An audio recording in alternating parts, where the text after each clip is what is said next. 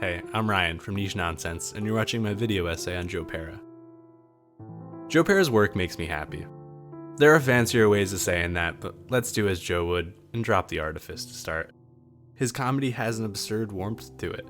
It navigates the world in a way that fills me with a quiet wonder that's hard to explain, where everything seems a little more earnest and a little more playful than it did before I pressed play. It gives the sense that every little detail of daily life is worth exploring. And that's why I'm making this. I want you to share that feeling. It's not something that should be tucked to the corner of the internet. Warmth and absurdity in a time of cynicism is worth exploring. We need it. And Joe Pera is happy to lend a hand and show you around his worldview in his 2001 Buick Park Avenue. He's a master of absurdist comedy, hidden in the character of a content, quiet choir teacher from Michigan's Upper Peninsula. Hello, this is Joe Pera. I figured I'd let you know about a new program I made called Joe Pera Talks With You. Joe Pera Talks With You is a fictionalized version of the stand-up comedian Joe Pera, who explores all there is to appreciate about a mild-mannered life in Marquette, Michigan, from lighthouses to grocery shopping. It's an antiquated yet fresh perspective on how we can look at ordinary things in our daily lives and find value and comedy in them without laughing at or punching down. After all, his show is called Joe Pera Talks With You, not at you. He's bringing you in on it, talking directly to the camera as if he's sharing the secret to his life's subtle joys directly to you. And Pera's quiet appreciation is wildly subversive. It's a provocative tone of voice to take in a world that promotes noise and chaos and cynicism and jaded irony. He softly reminds us it's okay to slow down, grow a bean arch, and look for rocks by the lake. There's a meditative quality to his work. It wants you to take notice of the everyday and take comfort in it, but also serves to bring your guard down. It's while looking at the world unironically, he's able to sneak in genuinely hilarious ideas. It's like coating your dog's medicine in peanut butter. The calm, naturalistic PBS program look to the show lets it drift into absurd moments seemingly unnoticed. Like while going on a fall drive, the show wanders into his neighbor's theory on how jack-o'-lanterns take a part of your soul, which makes Joe drive to drop it off at a waterfall because that's how he wants to go out. Or the episode about finding the right PG movie to show your 8th grade class. It detours into the idea that all magicians are libertarians.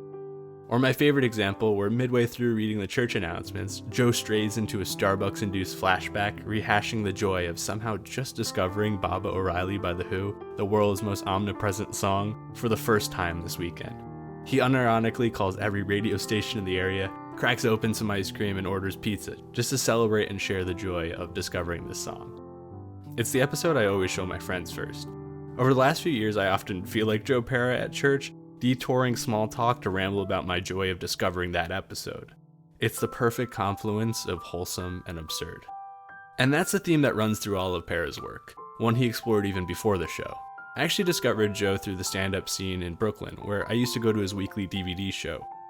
His delivery allows for the jokes to go to absurd places, including one of my favorite quintessentially Joe Pera premises. It's a joke about how the Buffalo Bills are the greatest team in football, because they purposely lose in order to give the families of Buffalo more time on the weekends to make memories and spend time with their loved ones, reminding them that there's more to life outside of football. In 2012, he made a video entry for the Andy Kaufman Awards, where after struggling through the New York City comedy scene, he decides to abandon stand-up to provide more for his family, and in doing so, uncovers a profound sense of purpose that comes from moving to Buffalo and laying bricks, so he withdraws from consideration for the award.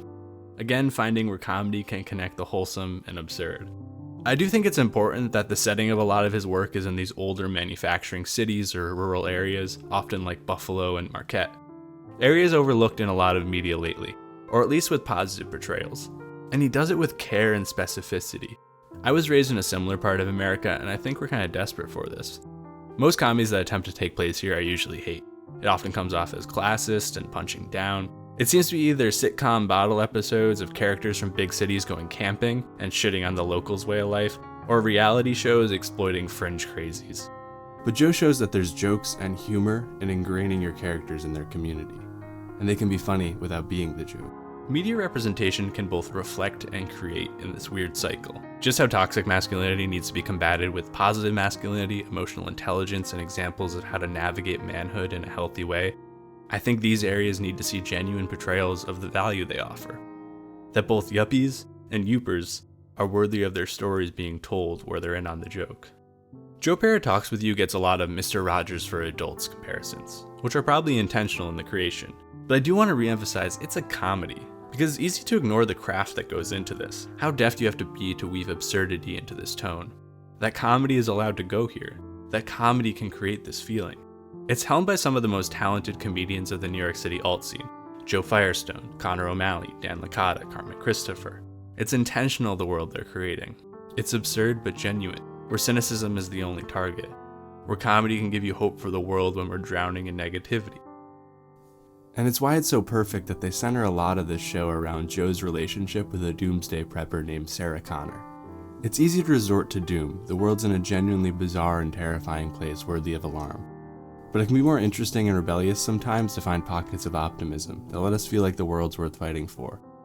Joe takes you as you are, absurdities and all, and lets you know there's something worth building towards, even if it's just a shelter for the end.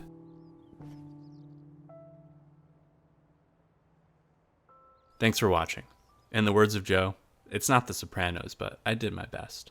You try to make me go back to rehab and I say, whoa, whoa, hey, yeah.